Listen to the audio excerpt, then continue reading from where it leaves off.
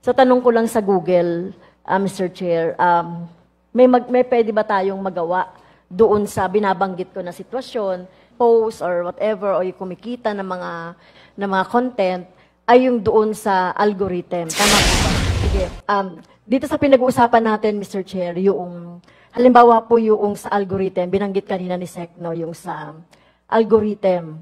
So, nakikita natin yung mga media platform po. Ang pinagbabatayan nila ng mga malalaking posts or whatever, o yung kumikita ng mga content, ay yung doon sa algorithm. Tama po ba? So, ang ibig po sabihin nito, dapat ang control ay yung doon sa platform na gumagawa ng algorithm. Kasi katulad nito, Mr. Chair, halimbawa sa mga commercial lang, di ba?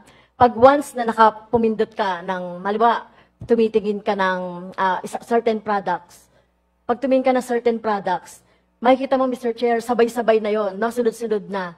Yung iba't ibang mga ads, mga commercial entity na makikita mo.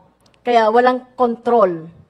Ibig sabihin, kung ayaw kong makita yung mga ganong products, nakakasawa na eh. Pumindot na ako ng isang products, tapos sunod-sunod na. Kasi because of the work ng algorithm. So, paano po kaya yun, Sec Aguda, natin magagawan ng ibig sabihin sa platform pa rin natin siya i-regulate? Sec. Mr. Chair, kaya we're very dependent on the platform because they apply the best in class in data science and AI. Hindi po namin ma-figure out paano mag-work yung platform nila eh. Pero nakikita namin yung epekto.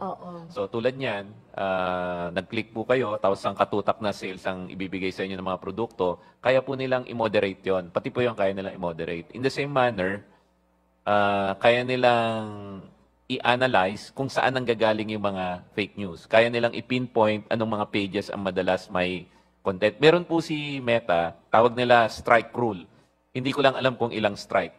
Pagka yung page, maraming false content, sabi nila tinatanggal nila. Pero hindi po nila nababanggit sa amin ilang strike ba dapat. 1 strike ba? 2 or 3? So yung algorithm, hindi po namin nakikita eh. Sa platform po yon. Kaya platform po dapat ang mag-adjust ng algorithm nila. Thank you, Mr. Chair. Sige, yung algorithm po, no, so sila yung dapat na kontrolin, and at the same time, meron tayong batas po, no, para makita natin na ma-regulate at ma-control. Tama po. Another example po, no, na very detrimental ito sa mga bata. Halimbawa, yung nakakita sila, halimbawa, ng mga news or nakakita sila ng mga articles about yung mga suicide. So, ang nangyayari dyan, dadami na yung mga makikita ng bata habang nagbabrowse siya doon sa platform, parami na ng parami. So nakakaapekto 'yon doon sa mental health ng mga bata. So yun din yung example na yun.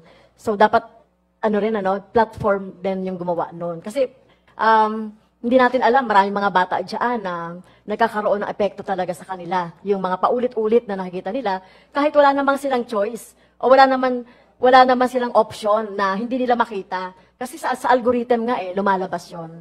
So, kailangan merong gawin tayo doon, Mr. Chair. Kahit na wala pa tayong batas. Dahil alam na ninyo yung cause, di ba, ng magiging problema later on sa mga bata, sa mga consumers. Dapat may makaisip po tayo ng kung ang executive ba makakaisip ng parang regulation sa mga platform natin. Kasi, pag umasa tayo doon sa batas na makikreate nitong TRICOM na to, medyo matagal pa yan.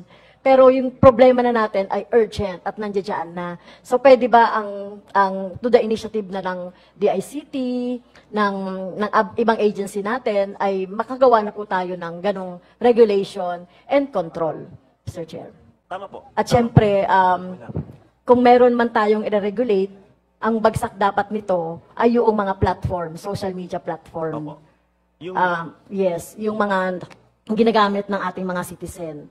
Kaya dapat din i-balance yung free speech doon sa unprotected speech naman, no? So paano